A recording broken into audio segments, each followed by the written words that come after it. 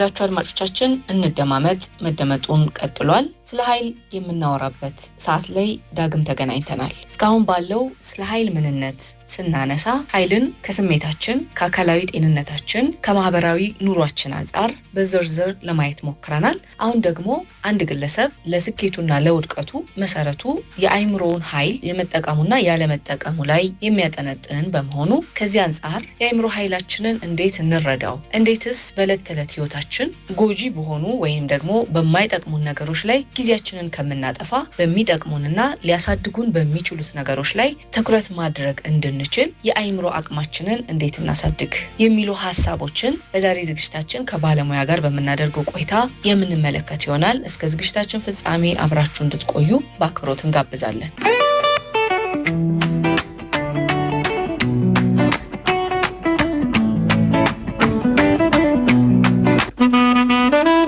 ሰላም ጤና ይስጥልኝ፣ እንደምን አላችሁ? ዶክተር ታምራት እባላለሁ። በጅማ ዩኒቨርሲቲ የአእምሮ ሕክምና ስፔሻሊስት ሐኪም ነኝ። ከሰው ልጆች የአካል ክፍል ውስጥ አእምሮአችን 2% ይይዛል። ይህ 2% የሆነው የአካላችን ክፍል በቀን ከምንጠቀመው ኤነርጂ ላይ 20%ን በግሉ ይጠቀማል። ይህ የሚያሳየው አእምሮአችን በየቀን ተቀን ተግባራችን ላይ ያለውን ተሳትፎና ምን ያክል ጠቀሜታ እንዳለው የሚያሳይ ነው ማለት ነው።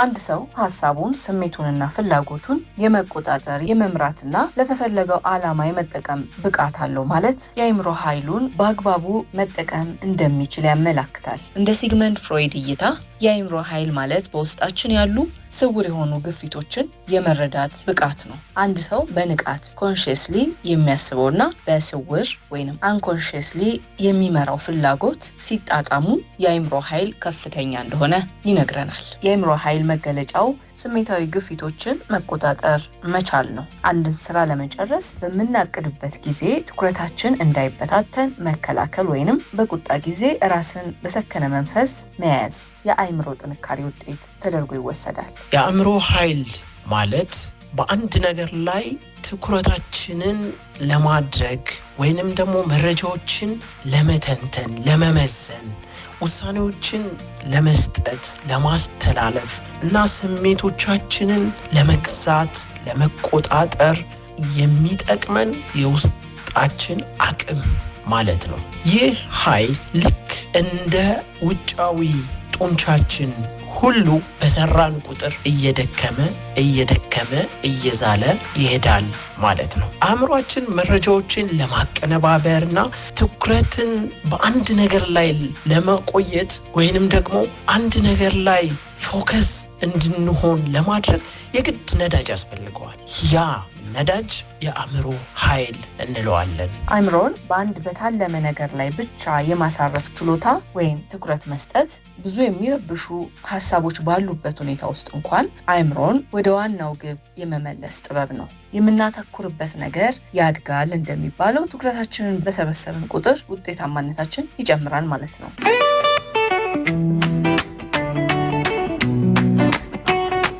ወሳኙ ክፍል ኤክስኪዩቲቭ ፈንክሽን ተብሎ በሚጠራው በእንግሊዝኛ ወይንም ደግሞ the CEO of our brain ይባላል። ቦስ ነው ተብሎ የሚጠራ ይሄ ማሰብ፣ ማገናዘብ፣ ውሳኔ መስጠት፣ ኢሞሽን ስሜትን መግራት ነው የሚባሉ ነገሮችን እነዚህ ነገሮች የሚያከናውን የአካላችን የአእምሮአችን ክፍል the boss of our brain ተብሎ የሚጠራው the executive function ተብሎ የሚጠራው ስለሱ ነው ያወራል።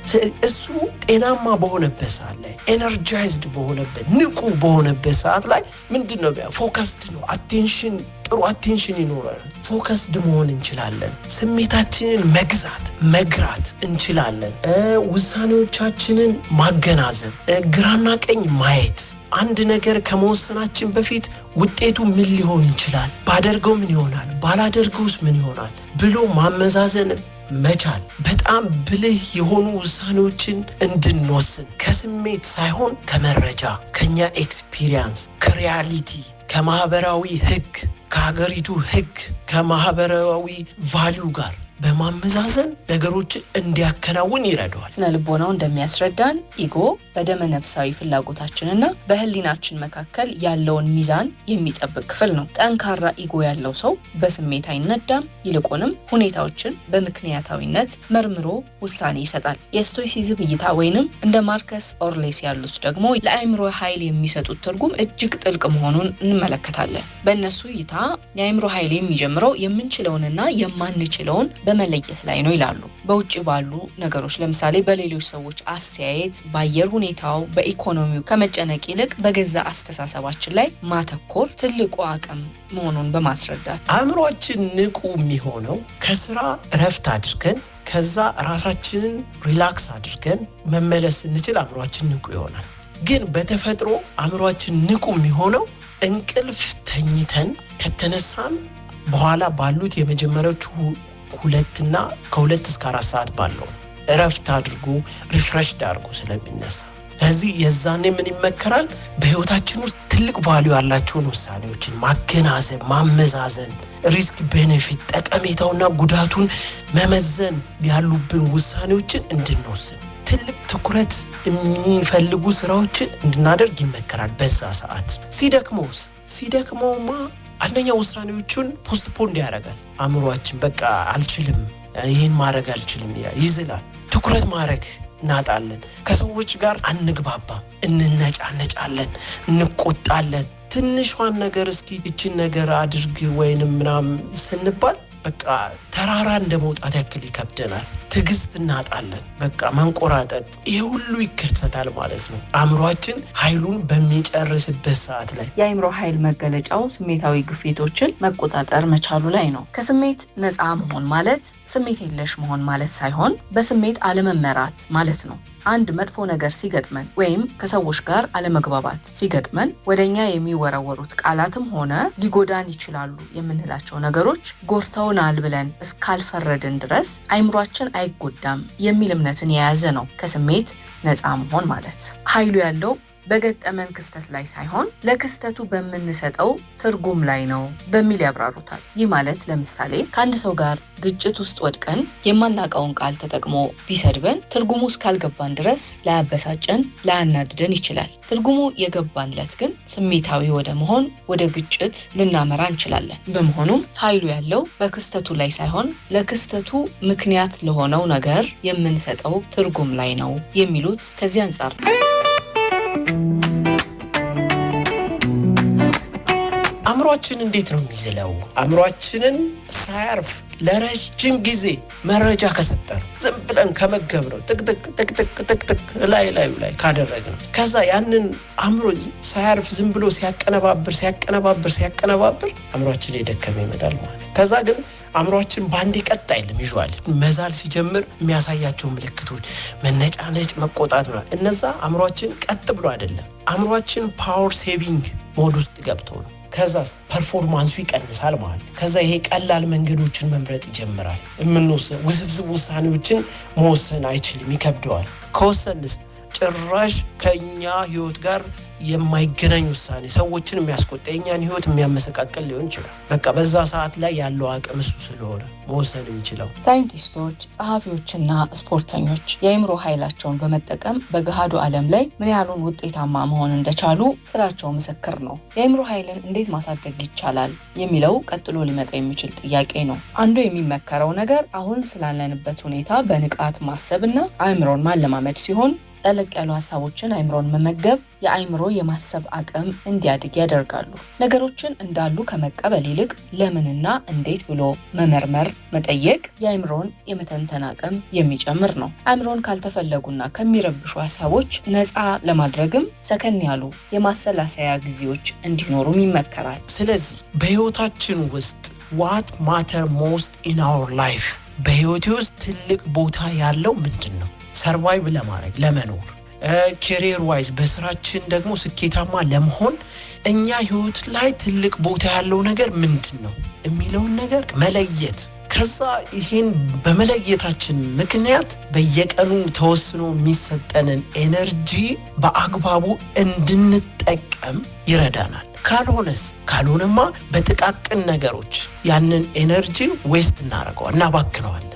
ለምሳሌ ጀስት ምን ልልበስ ዛሬ፣ ምን ልብላ፣ ከሰዓት በኋላ የት ላሳልፍ፣ ማንን ላግኝ፣ በቃ የተለያዩ በጣም ጥቃቅን የሆኑ የሚመስሉ ህይወታችን ላይ ያሉ ሀሳቦችን ለመወሰን ጊዜ በመውሰድ አእምሯችንን የማይሆን ስራ በመስጠት ኤነርጂውን እንዲያባክንና እንዲሟጠጥ ያደርገዋል ማለት ነው። ለዛ እኮ ነው አይ ቲንክ በጣም ስኬታማ የሆኑ ሰዎች ለምሳሌ እንደ ስቲቭ ጆብስ ወይንም እንደ ማርክ ዙከንበርግ አይነት ሰዎችን የትኛውም አይነት መድረክ ላይ ይጠሩ ኦልሞስት ተመሳሳይ በጣም ሲምፕል የሆኑ አለባበሶችን ለብሰው ታያቸው። ይህ ከየት የመጣ ልምድ ነው? የሚባክንን ኤነርጂ ከመቆጠብ የመጣ ነው።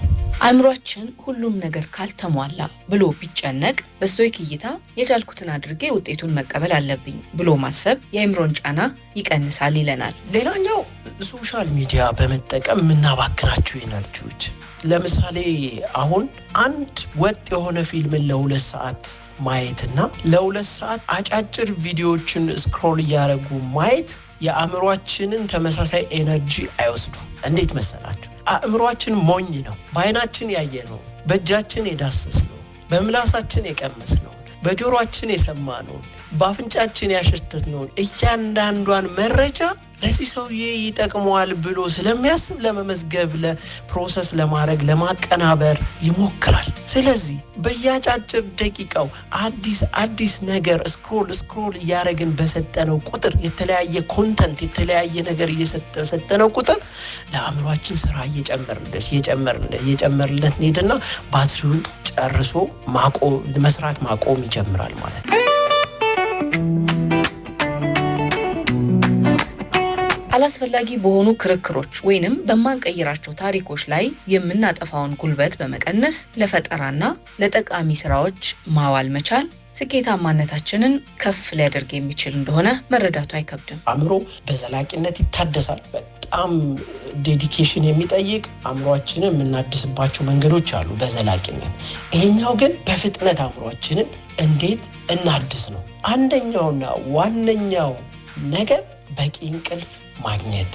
እንቅልፍ በመተኛታችን የአእምሯችን ኤነርጂ ሪቻርጅ ስለሚደረግ ብቻ አይደለም እንቅልፍ ጠቀሜታ። አእምሯችን ቀኑን ሙሉ ሲሰራ አክቲቭሊ ሲሰራ የሚያመርታቸው ተረፈ ምርቶች አሉ። እነዛ ተረፈ ምርቶች ኬሚካሎች ናቸው። ልክ በሚሰራበት ሰዓት ላይ የሚመረቱ ተረፈ ምርት ኬሚካሎች አሉ። እነዚህ ኬሚካሎች የሚወገዱት ብቸኛ መንገድ ስንተኛ ብቻ ነው። ስለዚህ የምንተኛው አእምሯችን ሪቻርጅ ለማድረግ ለማሳረፍ ብቻም ሳይሆን እነዛ ተረፈ ምርቶችን ለማስወገድ። ካልተወገዱ እነዛ ተረፈ ምርቶች ተጠራቅሞ ዘላቂነት ያለው የአእምሮ ጉዳት ያመጣሉ።